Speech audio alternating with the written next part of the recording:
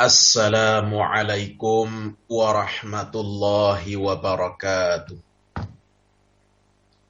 Innal hamdalillah nahmaduhu wa nasta'inuhu wa nastaghfiruh wa na'udzu billahi min shururi anfusina wa min sayyiati a'malina. Man yahdihillahu fala mudilla lahu ومن يضلل فلا هادي له وأشهد أن لا إله إلا الله وحده لا شريك له وأشهد أن محمدا عبده ورسوله لا نبي بعده.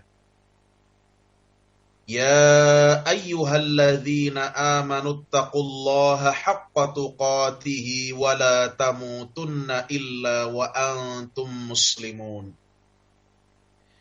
يا أيها الناس اتقوا ربكم الذي خلقكم من نفس واحدة وخلق منها زوجها وبث منهما رجالا كثيرا ونساء واتقوا الله الذي تساءلون به والأرحام إن الله كان عليكم رقيبا.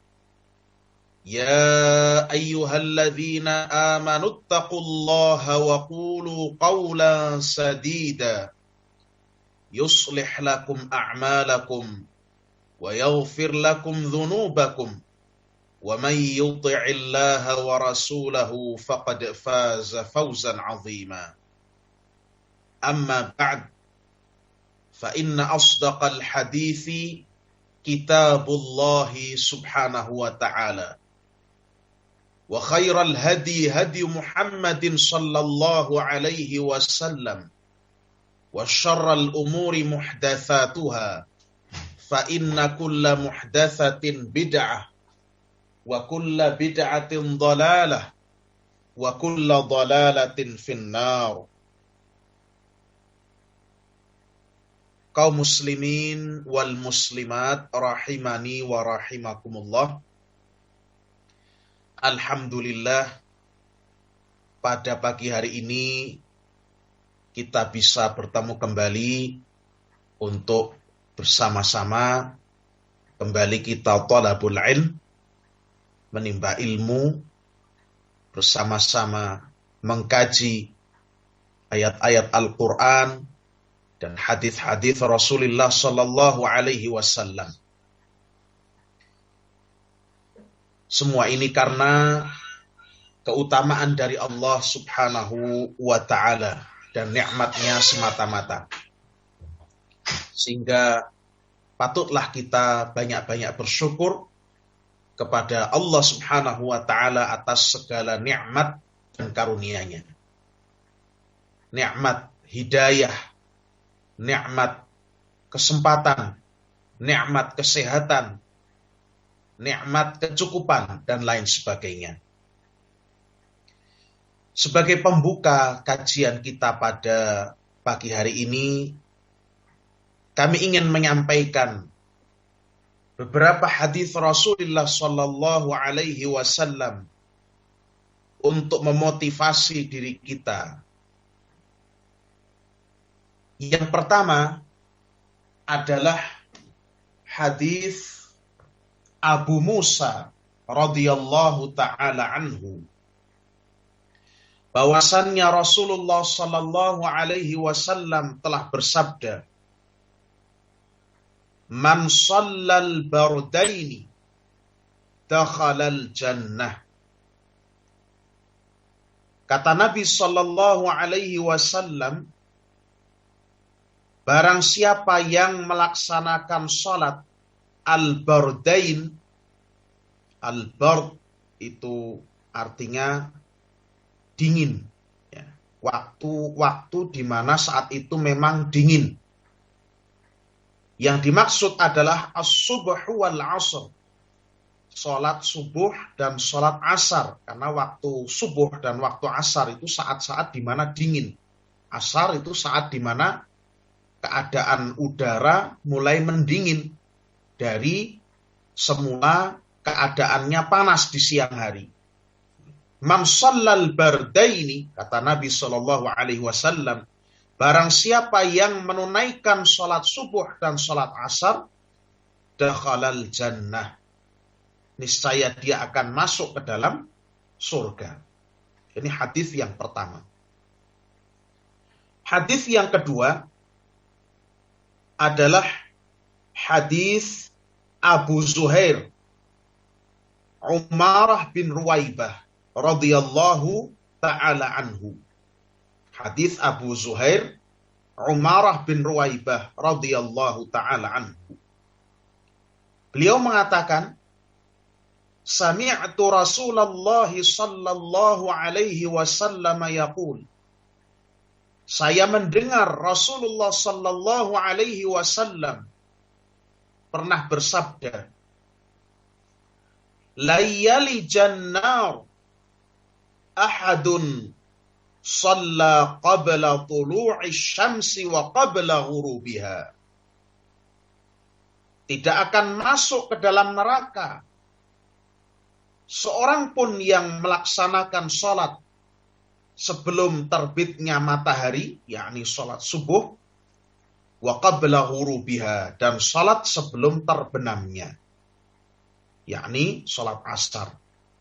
Hadis ini diriwayatkan oleh Imam Muslim.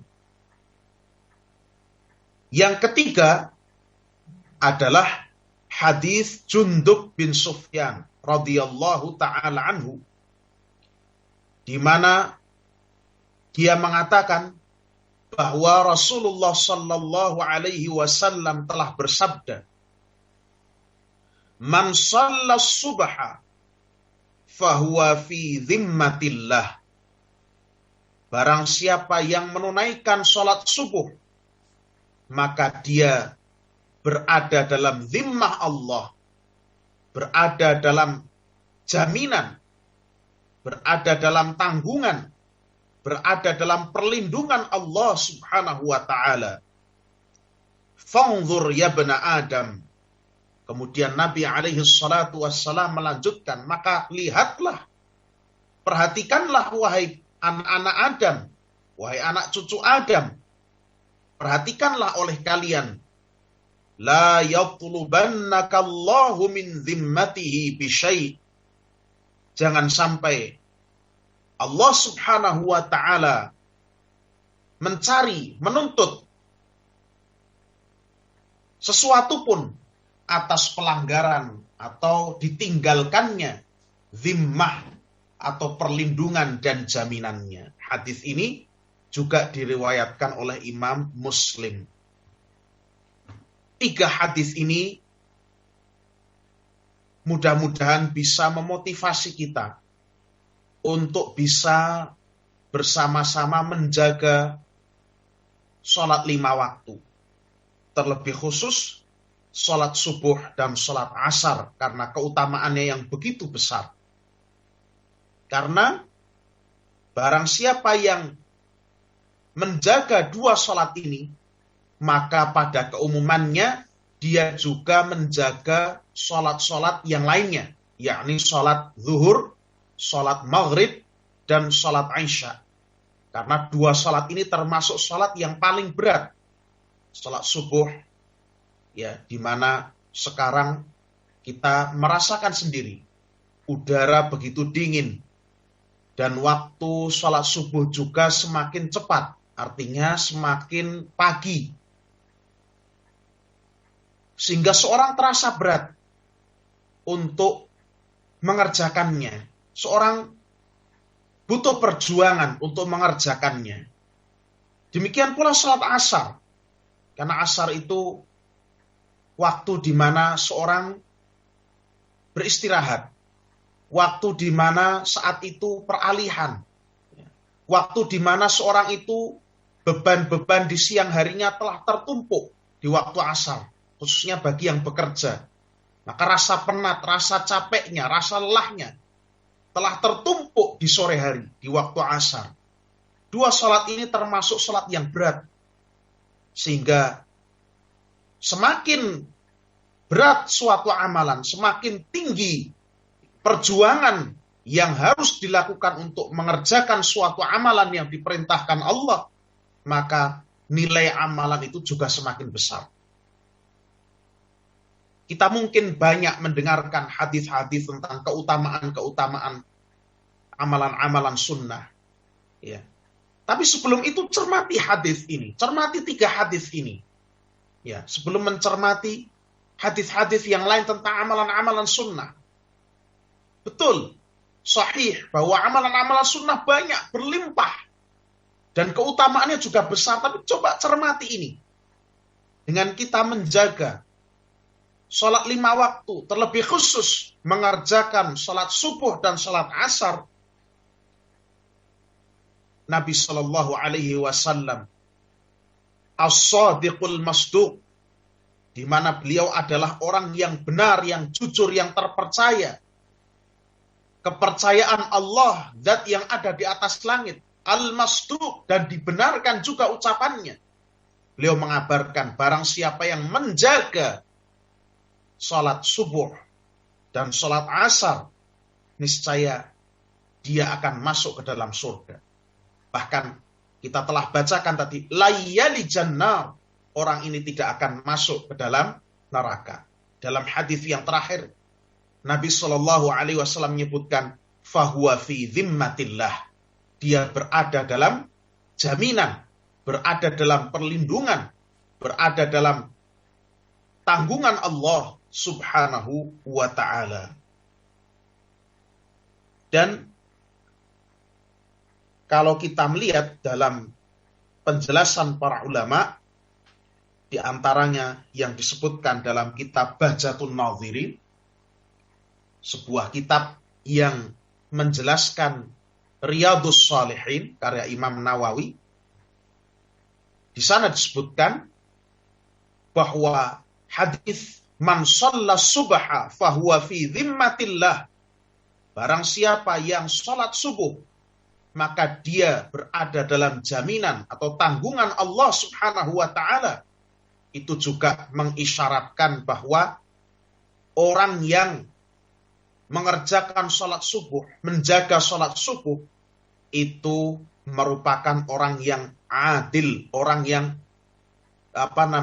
mempunyai sifat yang baik, mempunyai sifat adalah, mempunyai sifat adalah.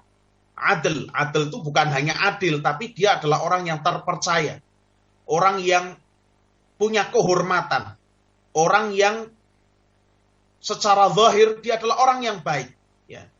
Sehingga disebutkan dalam penjelasan para ulama, tidak layak bagi seseorang untuk melemparkan tuduhan yang buruk, melemparkan sematan-sematan yang buruk, melemparkan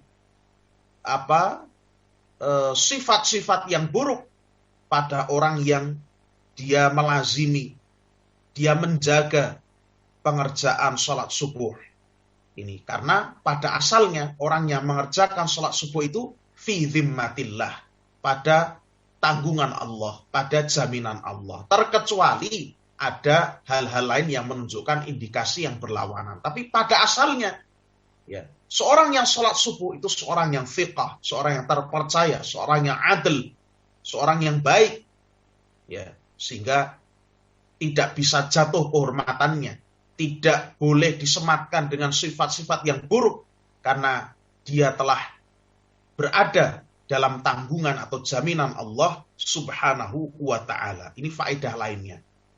Ya, berarti memang betapa besar nilai daripada sholat subuh ini, betapa berat pelaksanaannya, dan betapa tinggi nilainya. Karena butuh perjuangan yang sangat keras untuk kita bisa melaksanakannya pada waktunya, sebagaimana yang diperintahkan oleh Allah. Dan itu menandakan keimanan yang ada pada diri seorang. Itulah sebab kenapa seorang yang melaksanakan sholat subuh, itu pada dasarnya, hukum asalnya, dia adalah seorang yang mempunyai sifat adil, mempunyai sifat thiqah, terpercaya, mempunyai sifat yang baik, sampai terbukti secara jelas dengan bukti-bukti yang terang yang menunjukkan kebalikannya. Ini adalah faedah sampingannya. Faedah utamanya adalah bahwa kita hendaknya menjaga pelaksanaan sholat subuh dan sholat asar. Ya, ini bukan berarti sholat yang lain ditinggalkan, tidak demikian ya. Memahami suatu ayat atau hadis itu tidak, berarti di sini cuma menjaga sholat subuh dan sholat asar. Berarti makna kebalikannya itu yang lain-lain sholatnya ditinggalkan, tidak demikian. Memahami itu tidak seperti itu. Memahaminya adalah bahwa sholat subuh dan sholat asar punya keutamaan yang lebih besar dibandingkan sholat-sholat yang lainnya. Barang siapa yang mengerjakan keduanya itu merupakan tanda bahwa dia juga menjaga sholat-sholat yang lainnya. Dan bahwa kita wajib untuk bersungguh-sungguh dan bersabar dalam menjalankan keduanya. Karena tadi seperti kita katakan, butuh perjuangan keras ya untuk mengerjakannya, butuh kesabaran ekstra karena sholat subuh khususnya itu sangat berat, terlebih-lebih di kondisi semacam apa yang kita jumpai sekarang ini. Ya, udara dingin, waktu subuhnya juga maju, ya, tidurnya bertambah enak, ketika hujan itu tidurnya tambah enak, ya, sehingga sholat subuh itu terasa berat, ya, sehingga bersabar mengharapkan pahala dari Allah Subhanahu wa taala, mengharapkan surganya Allah Subhanahu wa taala, mengharapkan janji-janji Allah Subhanahu wa taala, karena ini tidak sepele. Janjinya Allah Subhanahu wa taala adalah barang siapa yang menjaga pelaksanaan salat subuh dan salat asar, maka niscaya dakhalal jannah, dia akan masuk ke dalam surga. Dalam riwayat yang lain, layyali jannar, dia tidak akan masuk ke dalam neraka. Dalam riwayat yang lain, fahuwa fi dhimmatillah, maka dia berada dalam tanggungan Allah Subhanahu wa ta'ala. Mudah-mudahan hadis ini bisa menjadi pendahuluan untuk memotivasi kita bersama, khususnya diri saya sendiri dan juga kepada kaum muslimin sekalian. Barakallahu fiikum. Baik, kita lanjutkan pembahasan kita dari kitab Al-Fiqhu Al-Muyassar, dari Fiqih Muyassar yang ditulis oleh kumpulan para ulama. Kemarin kita telah sampai pada masalah yang kedua atau masalah yang ketiga tentang bejana-bejana orang kafir. Bejana-bejananya orang kafir. Sekarang kita selesaikan tentang bab bejana ini dan insya Allah kita akan juga masuk ke bab yang ketiga. Permasalahan tentang bejana yang terakhir adalah masalah yang keempat. Al-mas'alah ar-rabi'ah, permasalahan yang keempat, yakni at-taharatu fil aniyatil muttakhadhati min juludil maitati. Permasalahan bersuci pada bejana, yakni bejana itu adalah tempat yang digunakan untuk menyimpan air, ya, dan juga barang-barang yang lain, misalnya beras atau makanan, itu semuanya dinamai bejana, itu aniyah. Tapi di sini konteksnya air, karena air adalah alat untuk bersuci. Jadi permasalahan yang keempat adalah bagaimana hukumnya bersuci pada bejana yang terbuat min juludil maitah, dari kulit bangkai. Ya, terbuat dari kulit bangkai. Ya, mungkin kalau sekarang bejana yang terbuat dari kulit sudah jarang. Ya, kalau dulu di Arab khususnya dan juga mungkin di belahan dunia yang lainnya masih bisa ditemui ya, bejana atau tempat minum itu terbuat dari kulit, ya, kulit dari hewan. Nah, bagaimana bila kulit hewan itu yang digunakan untuk membuat bejana atau tempat air itu adalah kulit hewan bangkai, ya, al-maitah, bangkai. Di sini dibahas jildul maitati, ya, kulit bangkai itu idza dubigha, jika dia disamak, ya, jika dia disamak, jaza isti'maluhu, boleh untuk mempergunakannya. Ya, coba perhatikan ya. Jadi ketika kita membahas tentang permasalahan ini, itu tidak berarti terus permasalahannya ketinggalan zaman. Sekarang kan kita pakai bejana kan sudah tidak pakai kulit. Sekarang kan sudah pakai gentong, pakai ember, sudah pakai keran. Ya, tidak, tapi pembahasan ini selalu ada sangkut pautnya dengan pembahasan permasalahan-permasalahan yang kontemporer. Ya. Contohnya ini, bahas tentang bejana yang terbuat dari kulit bangkai, tapi kita juga membahas bagaimana penggunaan kulit bangkai itu sendiri. Karena sekarang orang pun mempergunakan kulit itu tidak hanya untuk bejana, ada yang pakai untuk tas, ya, ada yang pakai untuk mungkin alas untuk duduk, ya, seperti karpet dan lain sebagainya. Nah, di sini dikatakan jildul maitah, kulit bangkai itu, idza dubigha, kalau dia disamak, jaza isti'maluhu, boleh memakainya. Liqaulihi sallallahu alaihi wasallam, berdasarkan sabda Nabi sallallahu alaihi wasallam dalam hadis yang diriwayatkan oleh Imam At-Tirmidzi dan juga Al-Imam Muslim dari Ibnu Abbas radhiyallahu taala anhuma, ayyuma ihabin dubigha faqad tahura. Kata Nabi, kulit apa saja, ya, kulit bangkai apa saja yang disamak, faqad tahura, maka dia menjadi suci. Wali annahu sallallahu alaihi wasallam, dan juga dalil yang lain adalah bahwasannya Nabi sallallahu alaihi wasallam marra ala syatin maitah, pernah melewati satu bangkai kambing. Satu bangkai kambing. Kambing yang sudah menjadi bangkai. Faqala sallallahu alaihi wasallam. Maka beliau sallallahu alaihi wasallam bersabda, halla akhadhu ihabaha fadabaghuhu fantafa'uhu bihi. Mengapa mereka tidak mengambil kulit bangkai tersebut, kemudian mereka menyamaknya, lalu mereka memanfaatkan kulit tersebut? Faqalu, maka para sahabat mengatakan, innaha maitah, tapi itu bangkai ya Rasulullah. Qala, beliau menjawab, fa innama haruma akluha, sesungguhnya yang diharamkan dari bangkai itu adalah memakannya. Adapun kulitnya, maka setelah dia disamak itu menjadi suci. Ya. Ini hadis diriwayatkan oleh Al-Imam Muslim dan Ibnu Majah. Nah, kemudian oleh penulis kitab ini diberikan catatan penting.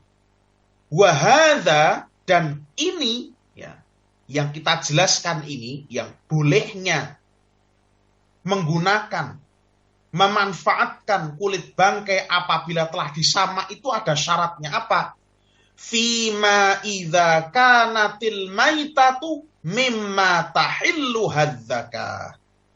Itu jika, ya, kulit bangkai itu adalah berasal dari hewan yang boleh dimakan dagingnya, yang halal dagingnya ketika, ya, disembelih dengan sembelihan yang syar'i. Ya. Mimma tahillu hadzaka. Jadi dipersyaratkan untuk masalah bolehnya memanfaatkan kulit bangkai ketika setelah disamak, itu dipersyaratkan hewannya adalah hewan-hewan yang halal dagingnya. Ya, bangkai itu bangkai hewan yang halal dimakan dagingnya. Misalnya kambing itu kan halal dagingnya. Sapi itu halal dagingnya. Kerbau halal dagingnya. Unta itu halal dagingnya. Ayam halal nggak dagingnya? Halal, tapi cuma kulitnya nggak bisa dimanfaatkan karena terlalu tipis. Ya, kulitnya nggak bisa dimanfaatkan karena sangat tipis sekali. Ya.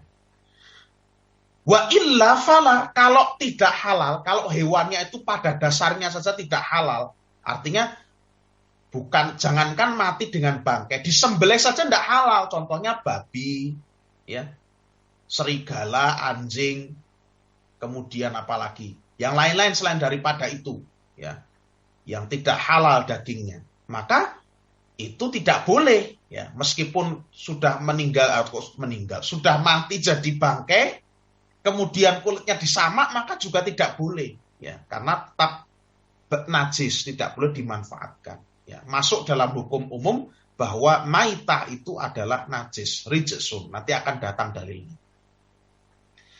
Amma sya'ruha, adapun bulu dari bangkai, fahuwa tahir, maka dia itu suci. Ya, bulu dari bangkai itu suci. Ai sya'rul maitatil mubahatil akli fi halatil hayah. Ya.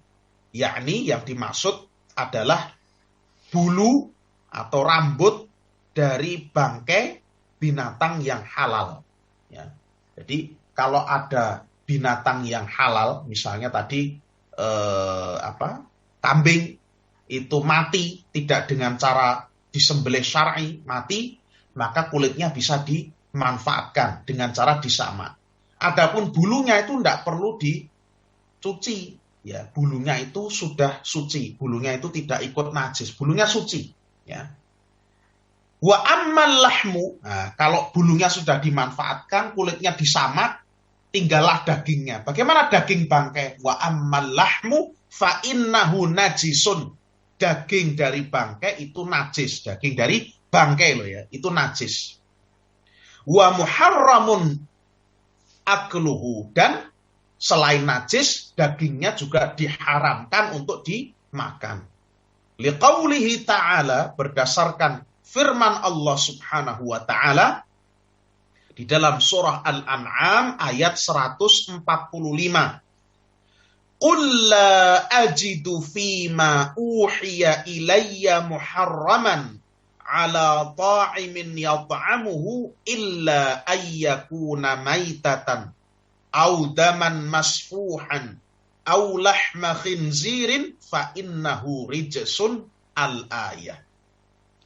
Katakanlah wahai Muhammad, aku tidaklah menjumpai pada apa-apa yang diwahyukan kepadaku sesuatu yang diharamkan bagi orang yang hendak memakannya, kecuali jika ia berupa yang pertama maitah, bangkai.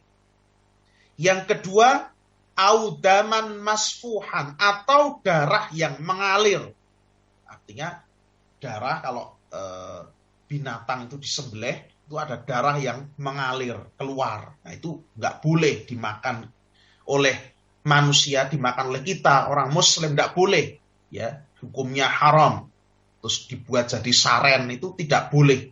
Ya, kalau orang India itu malah makannya, malah bentuknya malah diminum darahnya, itu juga tidak boleh. Aulah khinzirin. Ya, sebelum ini kalau darah yang tersisa di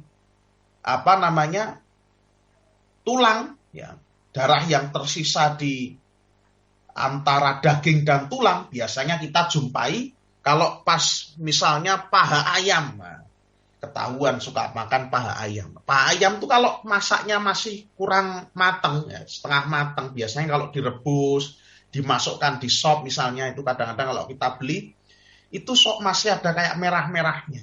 Itu kan darah. Tapi itu bukan darah yang mengalir, artinya itu darah yang tersisa. Darah yang tersisa yang tidak ikut keluar ketika dia disembelih ayamnya. Maka darah tersebut suci dan juga boleh untuk kita makan. Itu tidak ada masalah. Ya. Darah yang tertinggal di sela-sela daging, biasanya ada itu. Kalau pas kita ngelocopi paha ayam itu, ya kalau bahasa Inggrisnya drumstick ya, karena bentuknya seperti tabuh genderang, itu boleh saja, ya, tidak ada masalah. Yang haram itu adalah darah yang mengalir tadi, yang ketika disembelih darahnya mengalir kemudian dibekukan jadi saren. Nah, itu yang tidak boleh dimakan, itulah yang haram. Adapun yang masih tertinggal itu kita tidak dituntut untuk membersihkannya, juga tidak dituntut untuk menghindarinya, karena itu termasuk keringanan yang diberikan agama. Maka di sini dikatakan dalam ayat ini audaman masfuhan, atau darah yang mengalir, ya. Sehingga kita tidak diberatkan dengan darah yang tersisa di antara daging dan tulang, ya. Alhamdulillah, agama ini sangat mudah sekali. Kemudian aulah khinzir, Juga diharamkan bagi kita daging babi. Ya, lahma khinzir. Fa innahu rijsun. Karena semua tadi yang disebut itu rijsun, najis, kotor. Ini di surat Al-An'am ayat 145.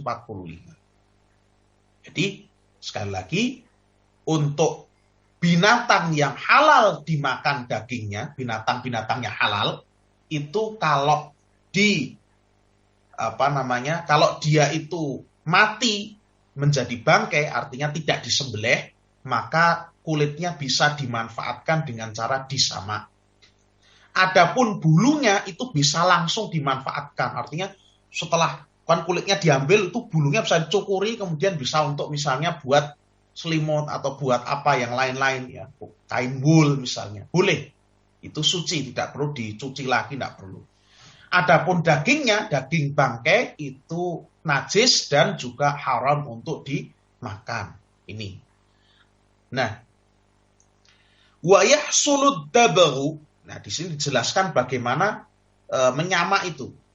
Wa yahsulud dabaru, dan menyamak itu bisa sah secara syariat, bisa mensucikan, ya.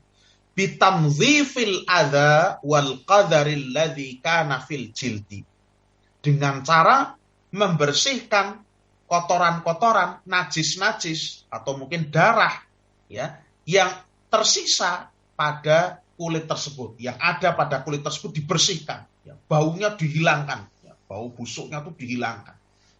Biwasitati mawadin tudafu ilal ma, dengan menggunakan zat-zat yang ditambahkan, dilarutkan pada air, ya. Jadi dibersihkan menggunakan zat-zat yang dilarutkan pada air terus dibilas. Misalnya kalau zaman dulu kalmilhi, seperti menggunakan garam, ya, karena garam itu kuat, ya, dia dalam menghilangkan zat-zat tadi yang kotor-kotor tadi. Maka kalau kita misalnya membasuh apa itu pakai garam, ya, karena garam itu kuat dia sifatnya. Termasuk nanas itu kalau biar hilang gatelnya pakai garam. Wa ghairihi, dan selainnya. Au bin nabatil ma'ruf, atau dengan zat-zat dari tanaman-tanaman yang memang dikenal bisa membersihkan. Kal qaradhi, seperti al qarad. Qarad itu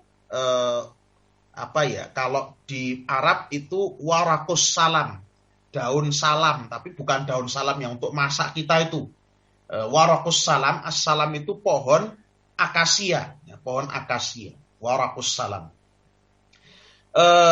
Kemudian awil ar-ar, atau pohon juniperus, ya, wa nahwihima, dan yang selain keduanya, ya, dari zat-zat yang lain yang bisa mensucikan dengan bersih, ya. Mungkin pakai rinso Ustaz, ya, monggo saja. Tidak apa-apa, itu zat-zat modern yang bisa membersihkan, tidak ada masalah. Wa amma ma la tahilluhu zakatu fa innahu la yatahur. Nah, ini penting. Adapun yang hewan-hewan yang memang tidak halal dagingnya, secara asalnya memang dia hewan yang haram, fa innahu la yatahur, maka meskipun disamak dia tidak bisa suci kulitnya. Dagingnya juga haram, kulitnya tidak bisa suci meskipun disamak. Wa ala hadza, dan berdasarkan hal ini, fajildul hirrah wa madunaha fil khilqah la yatahuru bitabaghi. Berdasarkan hal ini, maka kulit, ya, kucing misalnya, ada kucing mati jadi bangkai, terus wah eman-eman kulitnya ini ada bulunya, disobai, dijadikan disamak, terus mau dijadikan dompet, tidak boleh. Selain kita juga kasihan, kemudian juga tidak bisa suci, ya. Sehingga sebenarnya dari sini kita mengetahui, kita jadi punya ilmu. Lebih baik, ya, bukan lebih baik, memang seharusnya kita mulai menjauhi hal-hal atau benda-benda yang terbuat dari kulit-kulit hewan yang tidak halal. Terbuat dari kulit ular, dari kulit buaya. Wah, kok nggak boleh Ustaz? Ya, karena memang syariatnya demikian. Kalau kita lihat hikmahnya ya malah justru hal tersebut itu malah justru menghemat pengeluaran kita. Karena yang dari kulit ular, kulit buaya itu harganya mahal. Harganya justru mahal-mahal. Ya. Dan juga kadang-kadang secara hukum itu juga melanggar undang-undang tentang konservasi makhluk hidup yang dilindungi. Ya, tidak boleh dari kulit hewan-hewan yang diharamkan dari kulit harimau. Padahal harimau Indonesia sudah langka. Sehingga sebenarnya banyak sekali hikmahnya. Jane ngirit duit. Pertama jane sebenarnya ngirit pengeluaran. Karena itu biasanya mahal-mahal. Sepatu kulit buaya. Ya arti nggo ngopo jane ya. Apa arti nggo pamer ki lho saka kulit buaya. Terus bedanya apa dengan yang dari kulit dari plastik atau dari bahan yang lain? Sebenarnya sama saja kan, yang penting fungsinya. Yang kedua, ya, itu juga lebih melindungi hewan-hewan tersebut. Ya. Hewan-hewan yang diharamkan, yang biasanya menjadi bahan kulit, itu biasanya juga hewan-hewan yang dilindungi. Buaya, harimau. Ya. Harimau itu sering kulitnya dipakai untuk, kalau rumah-rumah orang kaya itu dialasi. Ya. Mau masuk rumah, itu di berandanya itu ada kulit harimau. Kulit kepalanya juga sekalian, terus diisi busa. Nah, ini ya bermadharat ternyata. Sehingga dari sini kata penulis, fajildul hirrati wa madunaha fil khilqah la yadhuru bitabaghi. Kulit kucing dan lain-lain dari hewan-hewan yang selainnya, ular, buaya, harimau dan lain sebagainya, itu tidak bisa disucikan meskipun sudah disamak. Walau kana fi halil hayati tahiran, meskipun kalau hewan tadi masih hidup itu suci. Ya, beda ya. Kalau bangkai itu kulitnya jadi najis. Kalau masih hidup, kulit harimau kita ngelus-ngelus harimau, kalau berani dilus-elus, ya boleh saja, itu suci saja. Ular kalau berani ngelus-ngelus ular, ya suci. Ya, buaya kalau berani ngelus-ngelus buaya, ya suci saja. Tapi kalau dia mati, maka itu jadi najis, tidak boleh dimanfaatkan. Ya, disamak pun juga tidak bisa menjadi suci. Dari sini kita mulai bisa mengetahui dan mulai kita bisa menghindari, ya. Karena sebenarnya itu kalau kita pikir-pikir syariat itu sebenarnya justru malah sangat bermanfaat bagi kita, ya. Justru itu mencegah kita dari kemadharatan. Ya, tadi di antara hikmahnya tadi kita tidak buang-buang uang, yang kedua juga lebih bermaslahat bagi hewan-hewan tersebut. Wajildu ma yuhramu akluhu walau kana tahiran fil hayati fa innahu la yadhuru bittibagh. Ditegaskan lagi sekali lagi, kulit hewan yang haram meskipun dia suci pada waktu hewan itu masih hidup, maka ketika dia mati kemudian kulitnya disamak, itu tidak bisa disucikan meskipun dengan cara disamak. Wal khulasah, dan kesimpulannya, anna kulla hayawanin mata wa huwa min ma'kulil lahmi fa inna jildahu yatahuru bittibagh. Kesimpulannya dari apa yang telah kita jelentrehkan, apa yang telah kita paparkan, bahwa setiap hewan yang mati menjadi bangkai, ya, tanpa penyembelihan yang syar'i, dan dia itu hewannya termasuk hewan yang halal, ketika kalau disembelih itu halal, maka kulitnya bisa dimanfaatkan dengan cara disamak. Ya, kalau hewannya hewan halal, maka kulit bangkai itu bisa dimanfaatkan dengan disamak. Wa kullu hayawanin mata, ya, dan setiap hewan yang mati, walaisa mimma kulil lahmi, dan dia bukan termasuk hewan yang halal pada asalnya, fa inna jildahu la yatahuru bittibagh, maka kulitnya juga tidak bisa disucikan dengan cara disamak. Ini kita selesai dari masalah bejana-bejana. Tapi kita punya faedah tadi. Oh, ternyata kulit bangkai itu bisa dimanfaatkan dengan cara disamak. Ya. Oh, ternyata menyamak itu boleh dengan segala zat-zat yang bisa membersihkan, menghilangkan bau. Ya. Oh, ternyata darah yang ada di sela-sela antara tulang-tulang dengan daging itu ternyata boleh. Kan kita masih menjumpai kadang-kadang ada darah seperti itu. Oh, ternyata darah yang mengalir dibekukan jadi kalsaren itu enggak boleh. Oh, ternyata kulit buaya, kulit harimau, kulit apalagi ular itu enggak boleh tuh dijadikan bahan untuk membuat tas, membuat sepatu itu enggak boleh. Kita jadi tambah ilmu. Meskipun tadi permasalahan ini membuat bejana dari kulit mungkin kita sudah, wah zaman ini mungkin sudah sangat sulit ditemui. Tapi ternyata ini pun masih ada yang relevan dengan persoalan-persoalan kita saat ini. Kemudian yang berikutnya, al-babus salisu, bab yang ketiga.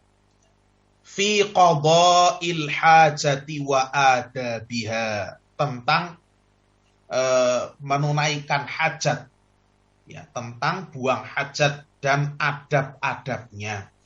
Wa fihi, dan mengenainya iddatu masail, ada beberapa masalah. Al-mas'alatul ula, permasalahan yang pertama.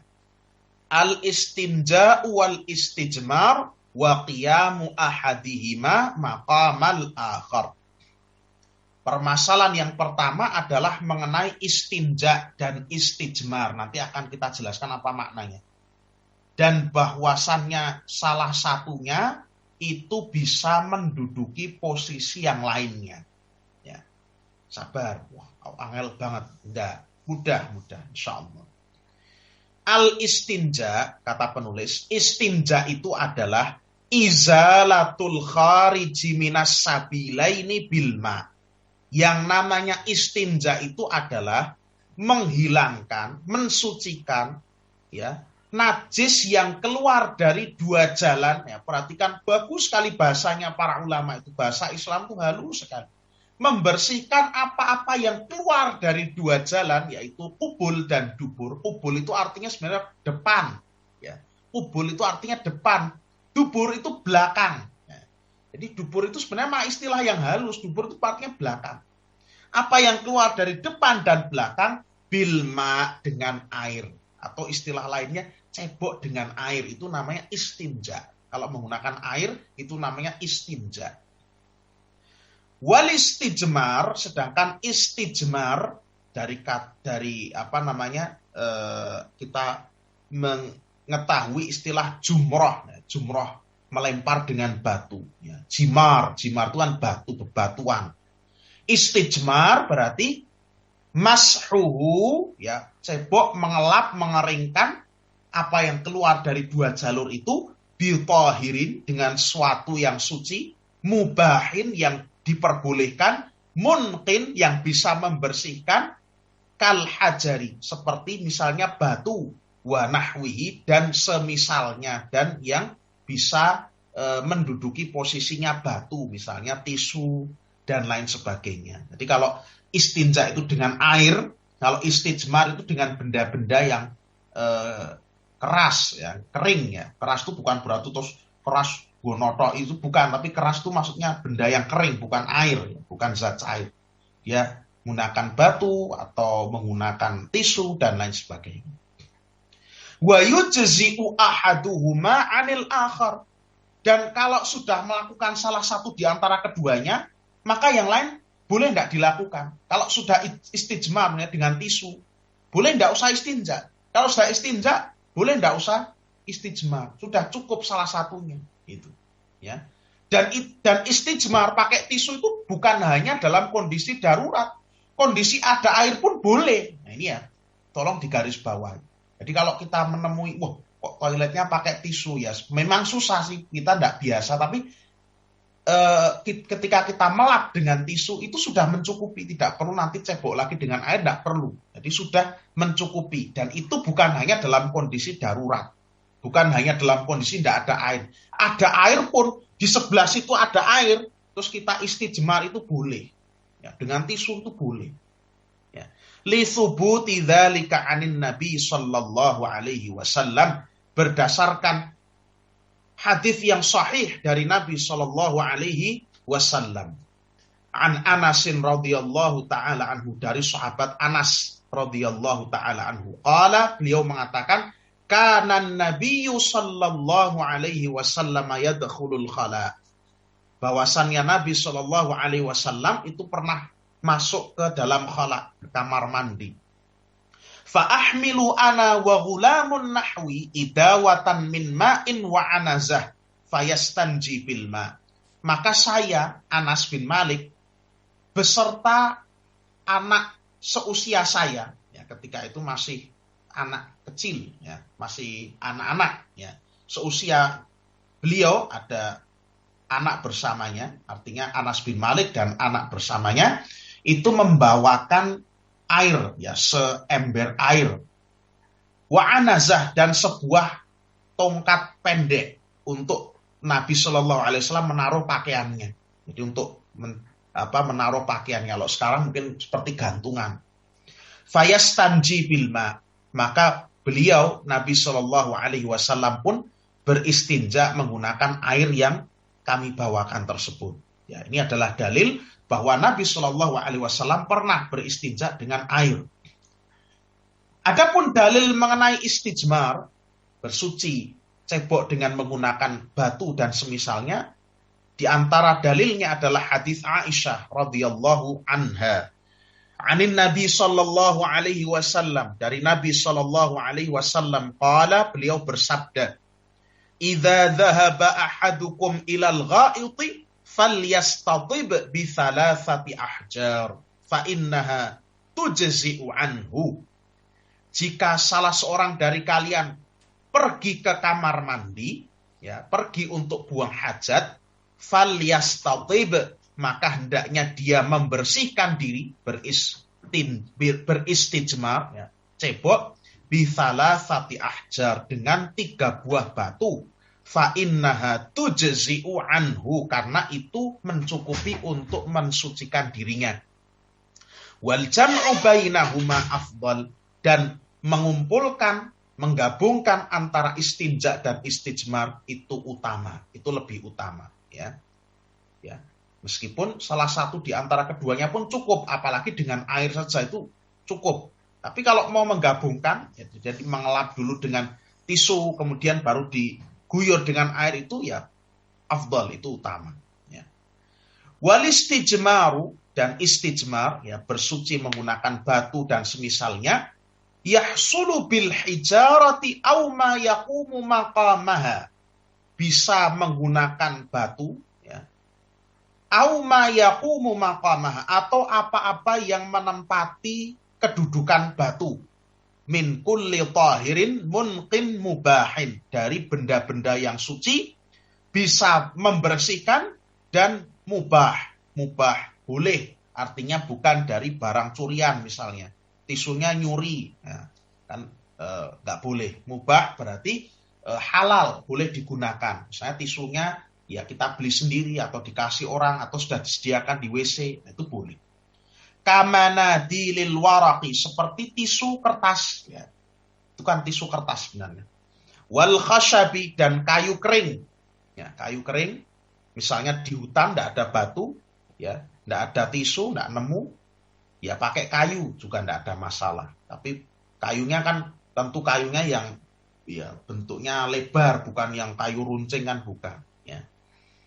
Wa nahwi dzalik, dan yang semisal dengan itu. Daun, misalnya daun kering, tidak ada masalah, boleh, ya. Daun kering ketika di hutan. Mungkin di antara para jamaah itu kalau mengkaji yang seperti ini, wah, apa ini, apa namanya? Wong kita biasanya dengan air, ya. Kan syariat Islam itu sekali lagi, itu kan tidak hanya bagi orang-orang yang hidup di perkotaan. Tidak hanya orang-orang yang tinggal di rumah-rumah seperti kita, sudah ada pam, ceklek, nyala, tidak. Tapi syariat Islam juga memberikan pedoman bagi bagaimana orang-orang yang hidup di tengah-tengah gurun pasir, di pedalaman hutan, ketika dia sedang kemah, jadi tentara misalnya. Jadi tentara harus melusuk ke hutan-hutan Papua untuk memberantas kelompok bersenjata itu, teroris-teroris dari orang-orang Papua Merdeka itu misalnya, harus menembus hutan-hutan. Wah, cari air susah, tisu nggak bawa, buru-buru tentara kok bawa tisu, berat bawaannya. caranya istinja dituntunkan oleh Nabi Shallallahu Alaihi Wasallam. Ya, tidak hanya dengan air, boleh dengan selainnya. Pakai daun kering, pakai kayu kering, ya, pakai yang lain sebagainya, pakai batu dan lain sebagainya. Li'anna Nabiyya Shallallahu Alaihi Wasallam, karena Nabi Shallallahu Alaihi Wasallam kana yastajmiru bil hijarati. Karena Nabi Shallallahu Alaihi Wasallam juga pernah beristijmar, beliau beristijmar yang menggunakan batu, fayulhaqu biha ma yumathiluha fil inqa. Maka dianalogikan, dikiaskan, diikutkan, ya, dimisalkan dengan batu itu apa-apa yang semacamnya, yang bisa untuk membersihkan. Tadi tisu, kemudian kayu kering, papan kayu kecil untuk mengeringkan, atau daun dan lain sebagainya, itu juga boleh. Wala yujzi'u fil istijmari aqallu min 3 masahat. Dan tidak sah beristijmar, cebok menggunakan bebatuan dan semisalnya, dengan menggunakan kurang dari 3 usapan. Ya. Kurang dari 3 usapan. Kalau tisu minimalnya yang sah itu ya 3 tisu. Ya, 3 tisu. Kalau batu ya 3 batu. Atau 1 batu tapi dia punya 3 sisi atau punya banyak sisi, 3 kali usapan. Li hadithi Salman radhiyallahu ta'ala anhu, berdasarkan hadis Salman Al-Farisi radhiyallahu ta'ala anhu, nahana an-nabiyyu sallallahu alaihi wasallam an nastanjiya bil yamin. Nabi sallallahu alaihi wasallam telah melarang kami beristinja, cebok dengan tangan kanan. Wa an nastanjiya bi aqalla min 3 ahjarin. Dan beliau telah melarang kami cebok atau tadi mengelap, ya, beristijmar dengan menggunakan kurang dari 3 batu. Wa annastanjiya bi raji'in aw 'azmin, dan beliau juga telah melarang kita untuk beristinja dengan menggunakan kotoran hewan yang kering atau menggunakan tulang. Itu tidak diperbolehkan. Hadis diriwayatkan oleh Imam Muslim. Ini penting sekali bagi kita untuk mengetahui bahwa ternyata berarti kalau kita menemui toilet yang ada tisunya, itu dalam syariat Islam pun itu diperbolehkan. Meskipun mungkin kita itu tidak terbiasa karena kita orang Indonesia itu bersih menggunakan air, ya. Tapi itu diperbolehkan. Ya, meskipun ada air di sampingnya pun boleh-boleh saja menggunakan tisu, juga tidak ada masalah. Dan dari sini kita juga bisa mengetahui, kalau kita sedang dalam kondisi bukan darurat, kondisi yang ada tidak seperti di perkotaan, kondisi tidak seperti kita berada di rumah, ya, di sana tidak ada kamar mandi, tidak ada air dan lain sebagainya. Boleh toh ternyata pakai batu, pakai daun, pakai kayu dan lain sebagainya. Ini penting sekali bagi kita untuk mengetahuinya. Al-mas'alatu tsaniyah, masalah yang kedua. Istiqbalul qiblati wastidbaruha hala qada'il hajat. Mengenai hukum menghadap kiblat dan membelakanginya ketika buang hajat. Ketika buang air kecil atau buang air besar. Kata penulis, la yajuzu istiqbalul qiblati wala istidbaruha hala qada'il hajati fis sahra'i bila ha'ilin. Tidak diperbolehkan menghadap kiblat dan membelakanginya ketika buang hajat di tanah lapang atau tanah terbuka tanpa ada penghalang antara dirinya dengan kiblat. Di tanah terbuka, di tanah lapang, ya. Kalau di padang pasir itu ya padang pasir terbuka, nggak ada apa-apa. Kalau di hutan ya di hutan tanpa ada yang menghalangi, terus kemudian menghadap ke arah kiblat, ya, tanpa ada penghalang, ya, antara dirinya dengan kiblat itu. Itu tidak boleh. Li hadithi Abi Ayyub Al-Ansari, berdasarkan hadis Abu Ayyub Al-Ansari radhiyallahu taala anhu, qala Qala Rasulullah sallallahu alaihi wasallam, telah bersabda Rasulullah sallallahu alaihi wasallam, "Idza ataitumul ghaita fala tastaqbilul qiblata wala tastadbiruha, walakin syarriqu aw gharribu." Jika kalian hendak buang hajat, maka janganlah kalian menghadap ke arah kiblat dan jangan pula kalian membelakanginya. Walakin syarriqu aw gharribu, tetapi menghadaplah ke arah timur atau ke barat. Ini kalau Nabi SAW bersabda pada para sahabatnya ketika di Madinah. Karena Madinah itu di utara kota Makkah. Berarti kiblatnya ada di selatan. Ya, kiblatnya ada di selatan. Membelakangi berarti kalau kita menghadap ke arah utara, itu membelakangi. Kalau di Madinah. Sehingga Nabi katakan, supaya tidak membelakangi dan menghadap kiblat, menghadapnya kemana? Ke timur dan ke barat. Barakallahu fikum. Kalau di Indonesia, hadis ini, ya jangan kemudian barat dan timur, malah justru menghadap dan membelakangi kiblat, tapi berarti ke arah utara atau selatan. Ini. Ya. Sebenarnya dari hadis ini, ya, saya ingin mengutarakan beberapa faedah. Satu, kita jangan sampai punya persepsi, punya anggapan, wah kok oke banget tuh larangan-larangan itu kok banyak sekali. Opo-opo ini kok enggak boleh, harus begini dan begitu. Bapak Ibu sekalian, kaum muslimin rahimakumullah. Kita itu, ya, kalau sekiranya kita itu tahu ilmu ini, wah misalnya kita di hutan, camping, kemah, ya, kemah, camping, ya, tentunya sama mahram kita, sama laki-laki. Camping, kemudian di sana kita buang air di hutan. Kemudian kita menghindari dari menghadap kiblat dan membelakanginya. Karena kita tahu hadis ini, kita amalkan. Tentang itu saja, itu kita dapat pahala. Barakallahu fikum. Kita dapat pahala karena kita melaksanakan perintah Rasulullah Sallallahu Alaihi Wasallam dan menjauhi larangan beliau. Itu dapat pahala. Jadi Bapak Ibu jangan mengira bahwa yang namanya pahala itu hanya dari ibadah yang sifatnya itu mahdhah. Oh, saya harus sholat suruh baru dapat ibadah, baru pahala. Oh, sholat duha baru pahala. Loh, kalau kita belajar ilmu, belajarnya itu saja pahala. Kemudian mengamalkan ilmu itu, entah itu terkait buang hajat, entah itu terkait masuk kamar mandi, entah itu terkait pakai sandal, pakainya kanan dulu kemudian baru kiri. Ya, pakai sandal itu Nabi kan pakai kanan dulu baru yang kiri. Ketika masuk masjid, masuk pakai kaki kanan. Itu sudah berpahala Bapak Ibu sekalian.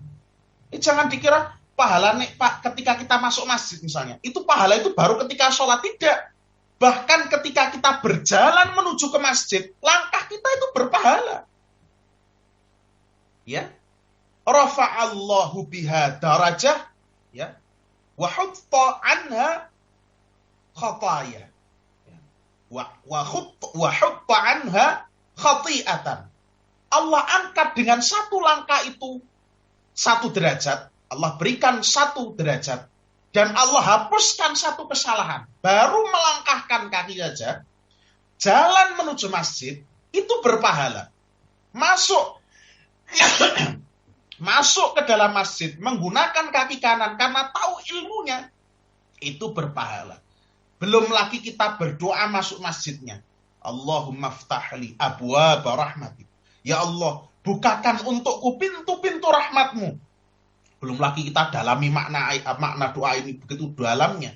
Belum kita menunggu sholatnya. Belum kita sholat sunnahnya. Belum kita sholat jamaahnya. Belum lagi duduk. Hanya duduk, diam di tempat setelah sholat berjamaah. Itu kita didoakan para malaikat. Allahumma gfir lahu, Allahumma arhamhu. Ya Allah ampunilah orang ini. Ya Allah rahmatilah orang ini. Jadi jangan dikira, sholat jamaah ini pahalanya cuma pas sholat tok. Tidak. Demikian pula, ini jangan salah kira. Kalau kita buang hajat. Bukan terus kemudian, buang hajat itu larangan ini dan ini. Justru kalau kita mengamalkan tuntunan ini, ketika kita menjauhi kiblat dan membelakanginya ketika buang hajat, karena mengamalkan tuntunan ini, ya, kita tahu ilmunya, bukan karena memang aku pengen madepnya ke sana, bukan, memang karena ini dorongannya adalah, oh Nabi pernah melarang itu. Nah, saya tak cari arah yang tidak ke kiblat, saya tak menghadap ke utara dan selatan saja. Itu dia dapat pahalanya, Masya Allah. Jadi orang itu jangan, ibadah itu ya sholat, ibadah itu puasa, ibadah itu sedekah, ibadah itu ini dan ini. Tidak. Mengamalkan ini juga merupakan ibadah. Mengamalkan ini itu berpahala. Barakallahu fikum. Ini yang pertama. Jadi jangan, kok ndadak gini-gini aku sakarepku buang air kecil mau ngadap ke arah mana, tidak begitu. Justru ini adalah langkah kita untuk mendekatkan diri kepada Allah Subhanahu wa ta'ala. Ya. Kenapa kalau kita tidak boleh madhab kiblat? Karena itu kita menjaga hurumatillah, menjaga syiar-syiar Allah, menjaga kehormatan-kehormatan Allah. Ka'bah itu kan arah di mana kita sholat. Kenapa kita jadikan arah untuk buang air kecil atau buang air besar? Ya. Artinya kita mengagungkan kehormatan Allah Subhanahu wa ta'ala. Mengagungkan syiar-syiar agama itu ibadah dan berpahala, subhanallah, ya. Yang kedua, hadis ini sebenarnya punya makna. Nabi Shallallahu Alaihi Wasallam kan mengatakannya, jangan kalian menghadap kiblat, jangan pula kalian membelakanginya. Ya, ketika itu kiblatnya ada di selatan Madinah, membelakangi ada di utara. Nabi katakan syarriqu au gharibu. Nabi katakan hadaplah ke timur atau ke barat. Ya, melencengnya itu betul-betul langsung jauh, timur atau barat. Kalau kita ke utara atau ke selatan. Ya. Kenapa? Kenapa Nabi tidak mengatakan agak serong saja? Tidak.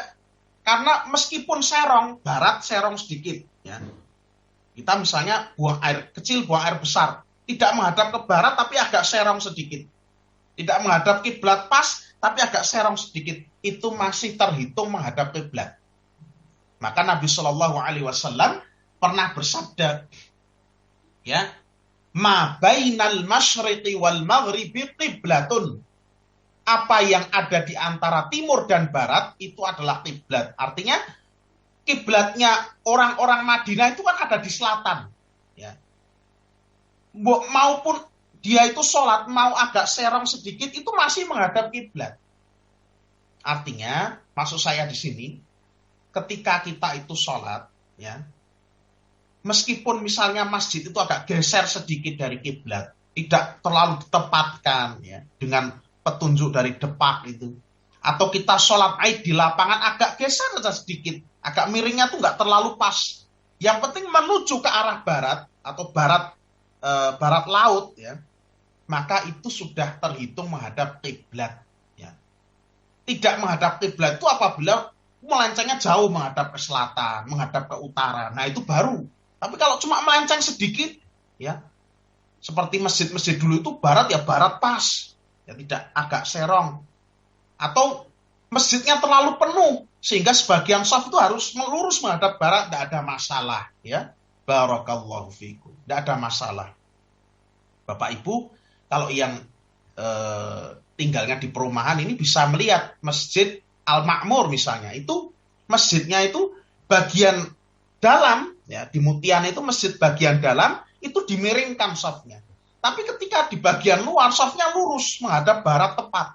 Karena tidak cukup kalau dimiringkan. Itu. Terlebih ketika sholat Jumat. Sehingga ini sah sholatnya, tidak ada masalah. Barakallahu fikum. Ini pembahasan sebenarnya panjang, tapi tidak ada masalah. Ini sekedar faidah.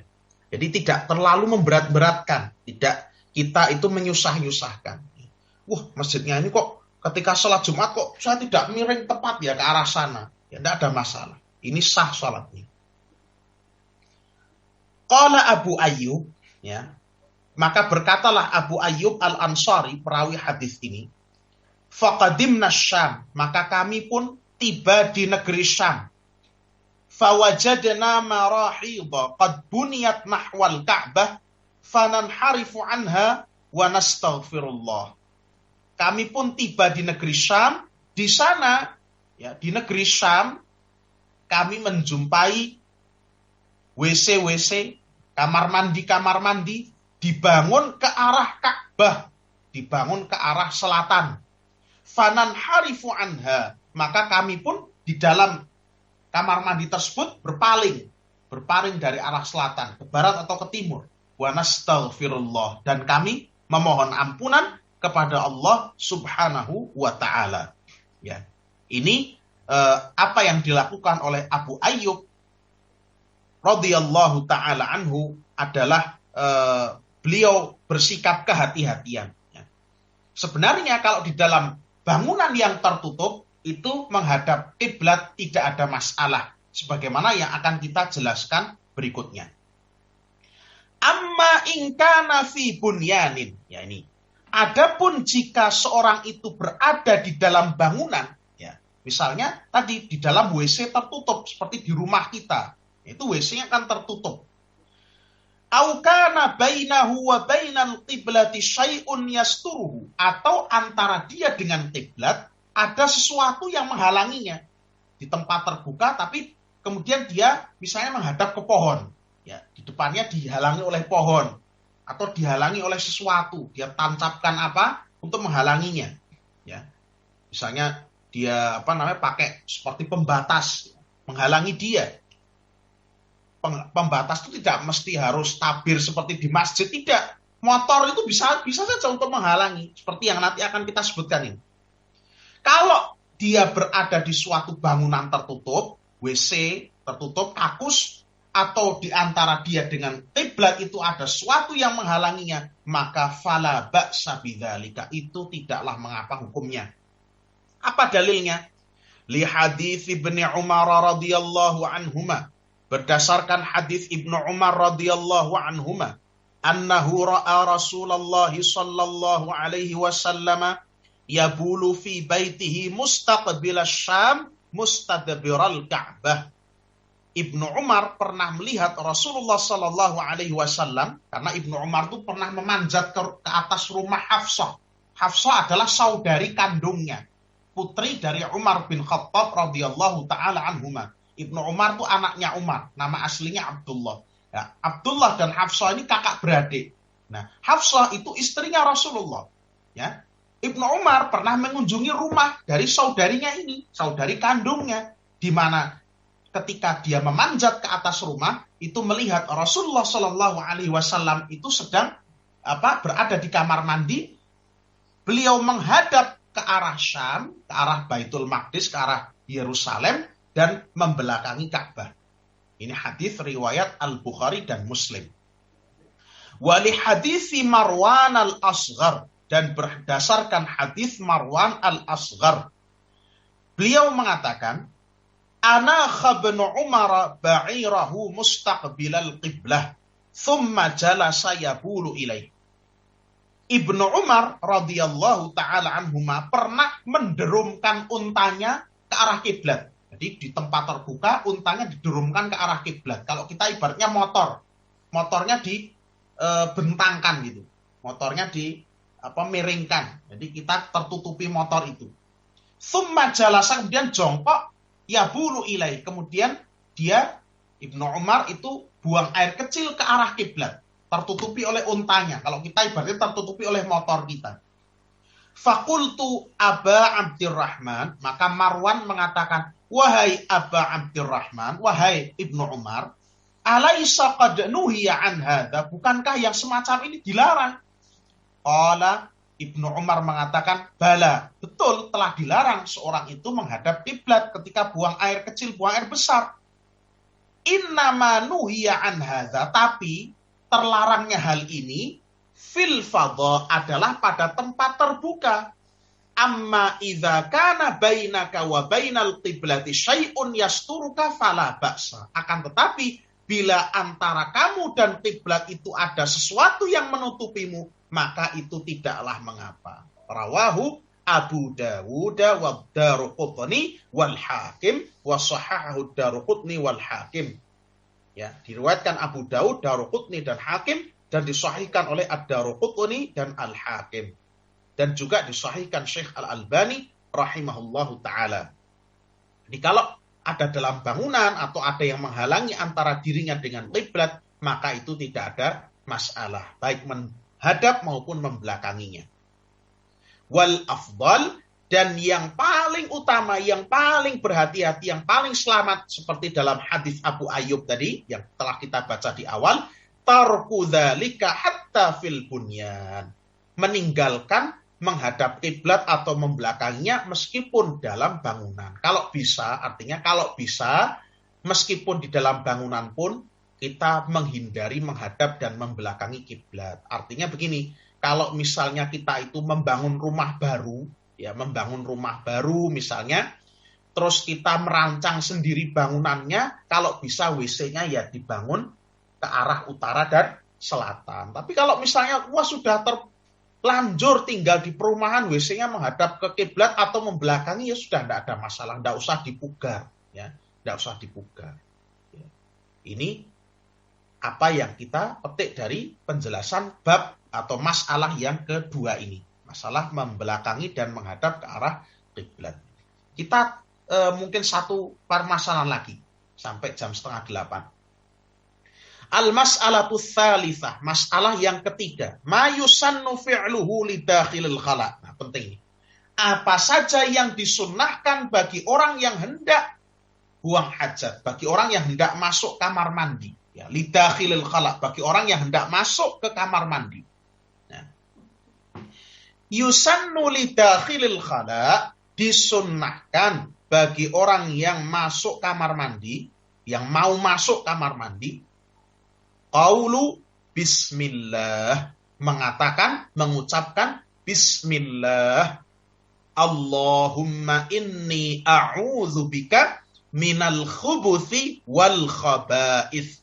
Saya ulang, bismillah, pertama bismillah, kemudian Allahumma inni a'udzubika minal khubuthi wal khaba'ith. Dengan nama Allah. Ya Allah, sesungguhnya aku berlindung kepadamu dari syaitan laki-laki dan syaitan perempuan. Ya. Dan al-khubuth wal khaba'ith juga bisa diartikan dengan segala macam kejelekan. Wa indal intiha wal khuruj, dan ketika selesai buang air kecil, buang air besar, ya, kalau di tempat terbuka berarti kan tidak keluar dari mana-mana. Berarti setelah selesai, setelah istinja, selesai semua. Ya. Atau bagi orang yang ada di dalam kamar mandi, ketika dia telah keluar, disunnahkan untuk membaca ghufranaka. Ghufranaka. Ya Allah, aku mohon kepadamu ampunanmu. Ini. Dan dalam hadis riwayat Ibnu Majah dengan sanad yang dhaif, dengan sanad yang lemah, itu diriwayatkan bahwa ketika keluar dari kamar mandi, Nabi SAW membaca Alhamdulillahilladzi adhaba annil adha wa afani. Segala puji bagi Allah yang telah menghilangkan kotoran dan penyakit dariku dan menyehatkan aku. Ini hadis dhaif, hadis yang lemah, akan tetapi maknanya sahih. Kalau seseorang membacanya, ya, tanpa meyakini bahwa itu sunnah, tanpa meyakini bahwa itu sabda Nabi, boleh-boleh saja, ya. Asalkan tidak diyakini sebagai sunnah, tidak kemudian menggantikan yang sunnah, tidak kemudian dikatakan bahwa itu adalah tuntunan. Artinya boleh saja sekedar seorang mengucapkan Alhamdulillahilladzi adhaba annil adha wa afani. Segala puji bagi Allah yang telah menghilangkan penyakit, kotoran dariku dan telah menyehatkan aku. Maknanya sahih. Karena orang yang setelah buang hajat itu berarti dia telah mendapatkan nikmat yang besar. Ya. Orang itu kalau setelah buang hajat lega rasanya. Ya. Buang air kecil lega. Alhamdulillah. Ya. Berarti Allah telah berikan kesehatan kepadanya. Kita harus banyak-banyak bersyukur. Betapa banyak orang yang misalnya terkena kencing batu, ya, terkena penyakit tertentu yang kalau buang air kecil sakitnya bukan main. Ya. Ternyata ini nikmat. Ya. Ternyata buang air kecil saja nikmat, buang air besar itu nikmat. Nikmat itu bukan rasanya lezat, bukan. Tapi ternyata itu adalah suatu anugerah dari Allah. Ternyata itu mahal harganya. Ketika itu kita tahu kita tidak bisa lancar, nah baru terasa. Wah, ternyata dulu yang saya rasakan itu anugerah Allah. Ternyata yang dulu saya rasakan itu nikmat yang harusnya saya syukuri. Nah, apa banyak orang yang tidak bisa atau kesulitan buang air kecil atau buang air besar. Ya. Subhanallah. Dan Allah Subhanahu wa Ta'ala memberikan kepada kita afiah, kesehatan dan keselamatan. Barakallahu fikum. Dan berikan kepada saudara-saudara kita yang sakit kesembuhan. Wa taqdimu rijlihil yusra 'inda ad-dukhuli wal yumna 'inda al-khuruj. Dan disunnahkan untuk mendahulukan ya, kakinya yang kiri ketika masuk kamar mandi dan ketika keluar mendahulukan kaki yang kanan. Wa alla yakshifa auratahu hatta yadnuwa minal ard. Dan hendaknya ya, khususnya kalau di tempat terbuka, hendaknya dia tidak singkapkan auratnya kecuali sampai mendekati bumi, sampai menyentuh permukaan bumi. Ya, artinya sampai dia jongkok itu jangan dibuka-buka dulu, ya. Wah, disibak-sibakkan, ya toh?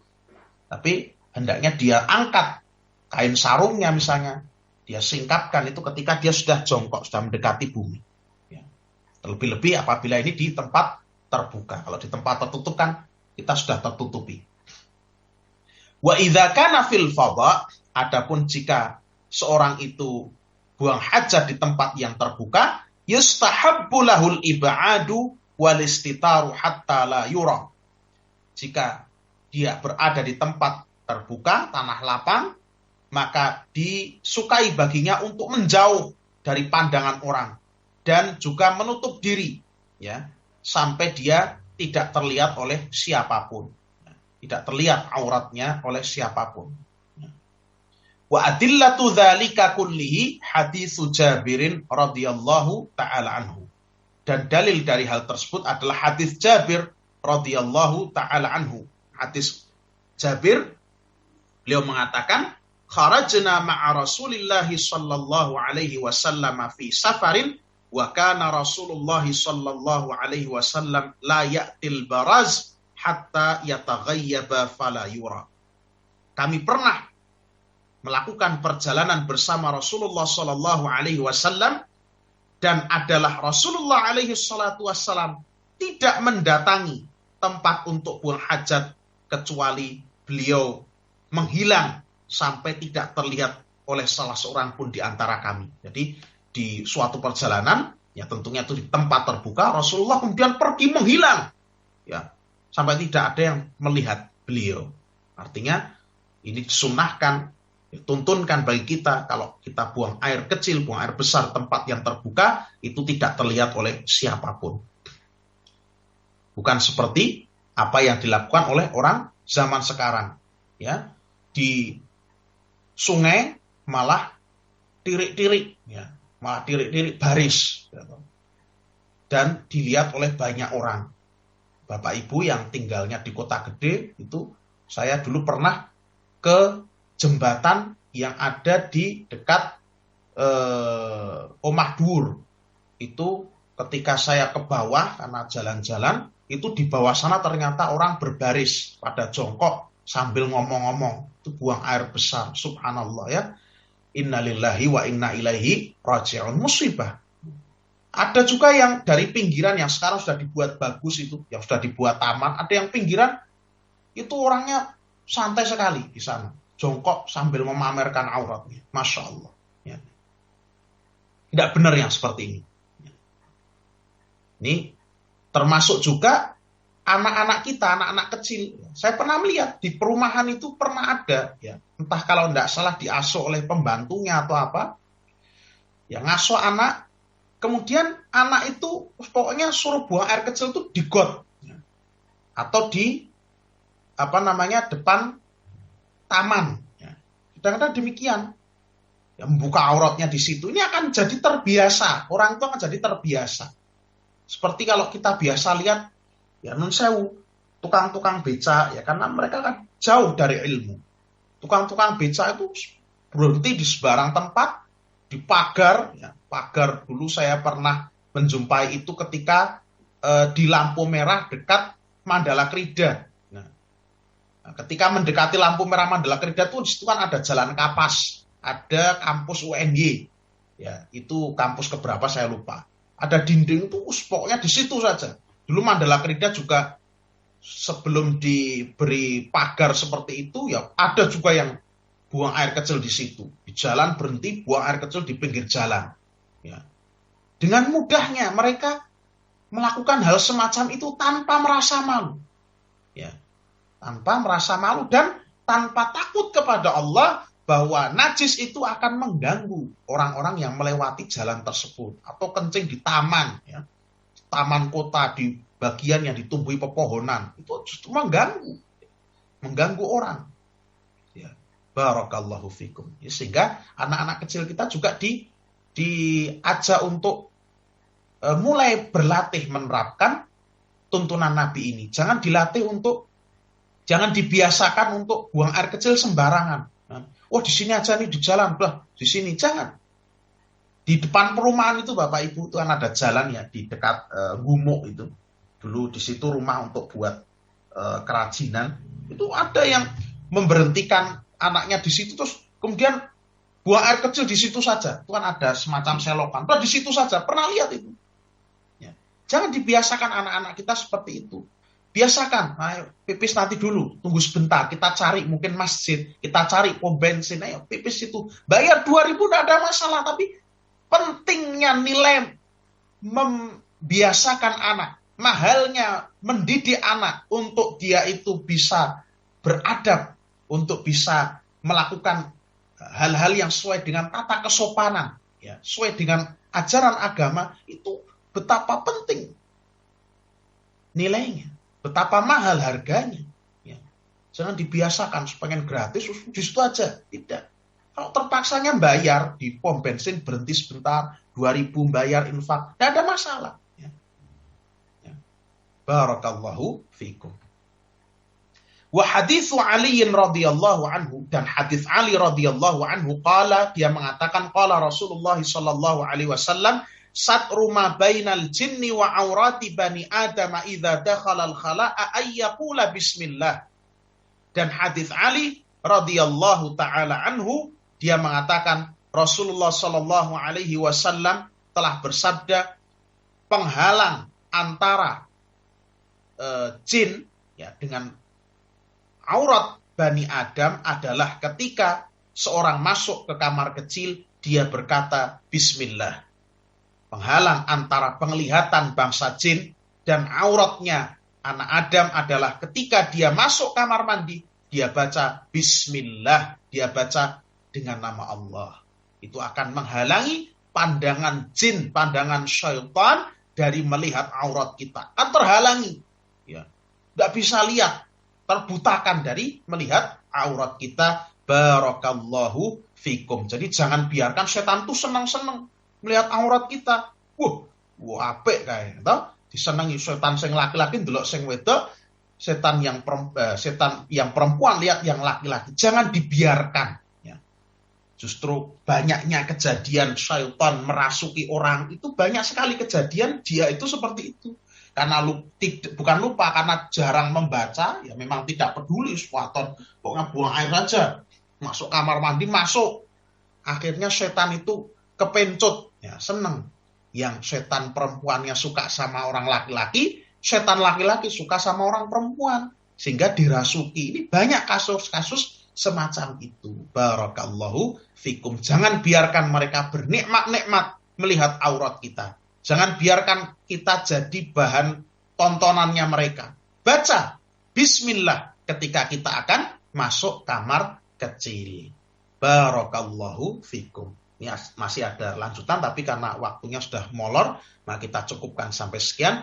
Nanti pertanyaan bisa disampaikan di grup WA Belajar Islam. Subhanakallahumma wa bihamdika asyhadu an la ilaha illa anta astaghfiruka wa atubu ilaik. Mudah-mudahan apa yang kita pelajari pada hari ini bermanfaat untuk kita semua dan menjadi amal saleh yang dicatat di sisi Allah Subhanahu wa taala. Wabillahi taufiq wal hidayah. Wassalamualaikum warahmatullahi wabarakatuh.